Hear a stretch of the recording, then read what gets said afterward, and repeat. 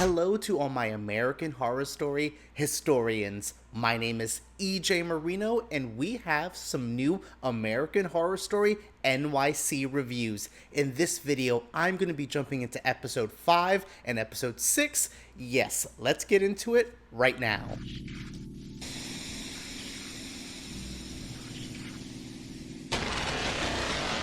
You know, now that we're about 6 episodes into the season, I have to say NYC is really a top tier season for me. I have loved the ride that we've been on. Unless it shits the bed in the next 4 episodes, I can truly see this being one of the most stellar, standout seasons of American Horror Story. I know it has its haters. I know some people aren't really feeling it, which is completely fair, very valid for you to not enjoy it. But I've just been really impressed with how consistent the storytelling has been, how it seems to have a beginning, middle, and end. That's rare for some AHS seasons. We kind of just jump around from story to story without any real reason. Not with NYC. Things are starting to connect, especially in episode 6, where we got way more backstory, and I'm like, oh, this person knows this person, but this person's here with here. It's really cool. This is a really well-crafted season. Oh, I should also give you guys a heads up. I'm not in my normal filming location. I'm at my parents' house because tomorrow I am going on a trip to California to go to the famous Chinese theater over there. I cannot wait. I am seeing a Netflix movie. I will kind of give you guys a little bit of behind-the-scenes stuff on that later on in the weekend, but I just wanted to give you a heads up on why I'm not in my current location and why video or audio quality might be a bit different for this video. But yeah, all that aside, I have to say this was a great 2 episodes of AHS. I hope you guys are enjoying it as much as I am. I like the mystery. Do I love all the cop drama stuff? Now we add the mob into it. No, not particularly my favorite, but there's nothing here that's really egregiously annoying. Even characters like Hannah and Fran, they really got their due. They actually got some fleshing out in episode 5. So there's a lot here to offer. There's a lot in these 2 episodes. So enough of my review, enough of my overall feelings. We get it. I like it. There's some good mystery.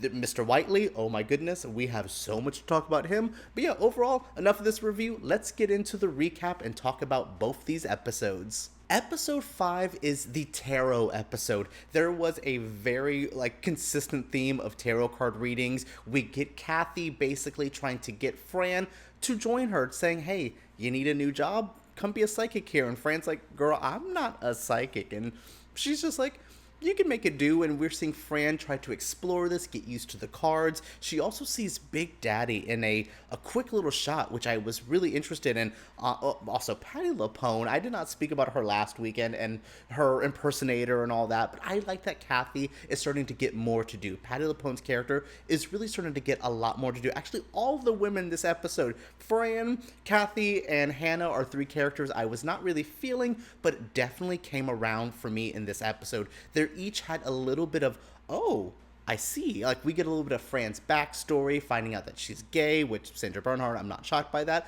Yeah, I really liked the beginning of this episode. I like the whole tarot theme, especially when Adam and Hannah, who are celebrating the baby, come to her the little psychic place, and Fran gives them a reading, and Hannah's like, girl, you do conspiracy theories, you do this, what the hell is next? She also gives them a reading that really shakes them. The death card is a common theme throughout this. We get even the angel of death. We'll talk about that in a moment. But yeah, death, specifically the death card, was a major theme this episode, and it really shakes Hannah, and it gets her to go down a path that she learns some pretty shocking news. So Hannah finds out that she is a bit sick. Her red blood cell count is a bit low. Like I say in each episode, we kind of know where this is going. So a lot of these story beats kind of just depress me, that I know a lot of these characters are not going to have a great shot. Adam and Hannah, as much as they love each other as friends and decided to have a baby together, what's going to be the future of the baby? What the hell's going to happen? There's a lot of questions here, and Hannah and Adam's stuff is very interesting. I mean, she really has a lot to do in this episode, but we also have the other straight-ish couple in here, and it's Barb and Patrick, and they're getting divorced. Barb is very, very sick this episode. You can kind of see that she is infected with whatever's happening. We know what's happening, but until the show really confirms it, I really don't want to say much. And I don't know, the Barb and Patrick stuff, I wasn't really into it. He gets attacked by Big Daddy when he goes to her house to help her dog. The cops are like, what the hell happened here? She comes back to the house like nothing ever happened. She's trying to maybe seduce Patrick, but ends up getting killed by Big Daddy, which kind of goes with the feeling that maybe Big Daddy is killing the victims of HIV/AIDS, and he's kind of the overall angel of death in that route. That's a compelling way to do it, and that's very interesting. It makes Big Daddy more than just the rubber man or the what was it, the sex demon, the addiction demon from Hotel. He's a bit different. He's a ghostly presence, and it makes me like a Big Daddy a little bit more. The kill with Barb really set his character into a different direction, and I'm liking it. To kind of finish up the tarot section of this, we have Theo and Adam who go there. Theo has heard all about the craziness, and he decides to take his new boy Adam. There is some crazy hectic stuff going on there. Fran is starting to maybe really mess with Adam. Adam is really kind of touching onto the supernatural world. He's always seeing things that aren't there. Love that about the character. I really find that to be a very interesting note. Theo is freaked out, but the big moment of the tarot part of this section is, oh my goodness, Gino gets read by Kathy, and Kathy legit reads him, and the Angel of Death shows up and basically kind of says, Gino, come with me. Like, basically saying your fate is going to be dead anyway. Maybe just go now. Maybe stop all this. Why did he see the Angel of Death, but Big Daddy's the other Angel of Death kind of figure? Very intrigued by that. Also, the Angel of Death, what a fun kind of tie into the Angel of Death we've seen through multiple seasons. Specifically, I always remember Francis Conroy in Asylum playing that character to pitch perfectness. It is great. It is a very, very intriguing part, and I'm really curious if the Angel of Death is going to play a bigger part. Will we get more of her? Who is the actress playing her? I need more. If you guys have any information, share that down below, because I need to know. The episode ends in the typical way a lot of episodes are ending the season, and getting a Mr. Whiteley moment. We find out earlier that he is a nurse working in the hospital Hannah is in. And yeah, we also get his manifesto at the end. He is saying his big grand plan. He's going to go to the parade, kind of remind the city of the horribleness that this is done. Like, he's a weird, twisted character, but he seems to want to avenge the gay community by murdering them. His story is weird, it's complicated, but it adds more layers to him. I'm really glad to get the backstory with him. Not a full-on backstory, we'll talk about that in the next episode, but enough to go, Mr. Whiteley has motivations, he has plans. It makes me more intrigued by his character. He's not just a creepy guy doing creepy things, there's more to him. If episode 5 was the tarot episode, episode 6 serves as the Fire Island episode, which I think we're going to see more of Fire Island later on, but we also get to know way more about Patrick and Sam. They have a history, there's a connection, there's a lot in this episode. Like, it starts off with basically a body getting found on Fire Island, which they end up calling Patrick, saying, hey, we learned you're a cop who can maybe help us in this situation. Help us out. He goes to Fire Island with Sam because he finds out that, hey, maybe this is a body that you might know about. Let's talk about that. We'll get to more of them, but we also have Patrick and Gino going to Hannah and saying, hey, you took blood of the possible killer.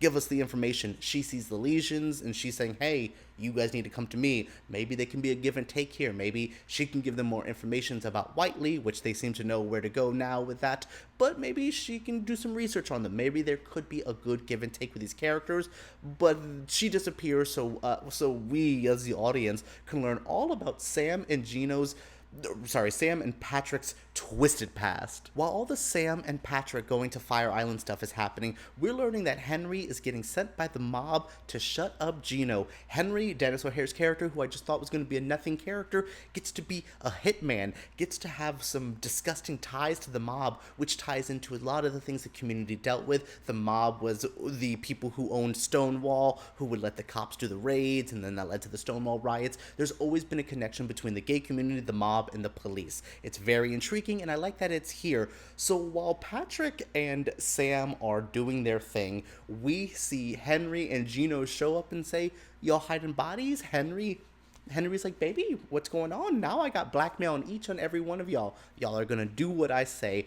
and this leads to a lot of backstory about Patrick and Sam, how they know each other, their twistedness, but it also has a good way of getting to the end of this episode. I don't want to spend too much time talking about the Sam and Patrick hooking up with a dude, murdering him while on a coke-fueled rage, and his body washed up years later. That's all there, but what the most intriguing part is they have to hide the body. So Henry, who is a cleaner, who's a fixer for the mob, brings in Mr. Whiteley as the person who gets the body. You see he's a bit disheartened that this young gay man is getting killed and now having to hide the body. We're seeing his bit of his motivation, his backstory in this moment, which was really good. He cuts up the body, which now in the present day, Patrick starts to realize the cuts on this body are very similar to the Mai Tai killer cuts. So are they connected? Was the person Henry brought in to fix this situation the actual killer? Patrick turns out to be right, but that also leads Gino and Henry to go on their own to maybe hunt down Mr. Whiteley, and that turns out bad. While Henry tries to be Mr. Secret Agent Man with like a little gun in the bathroom, Mr. Whiteley takes that boy out and says, "What the hell is up?" Now Gino knows what the hell is up. I'm glad Mr. Whiteley is known as the killer. We only have a couple episodes left, so I really needed some good fleshing out, really connecting all the pieces. This episode served as a great way of connecting Gino, Patrick, Sam, Henry, Mr. Whiteley. All of these characters are very interconnected now. I like that. We also have Fran and Hannah and Adam and Theo, and that whole side of the story is still playing present, to the rest of it, but I like what this episode did. This served as a good way of putting all the pieces together, and we needed that. All right, everyone, that is it for my review of episode 5 and 6 of American Horror Story NYC. What did you think of this episode? What did you think of this video? Sorry for the weird change of everything. This has been a weird season for me, going to Alaska, now going to California, but I hope you guys enjoy the timely review. Try to get this up as soon as I can, and I hope you guys are enjoying the season as much as I am. Share your feelings down in the comments below. Subscribe to my channel because I make videos like this every single week, and give me a thumbs up if you did enjoy. All right, everyone, let's talk about AHS NYC down below.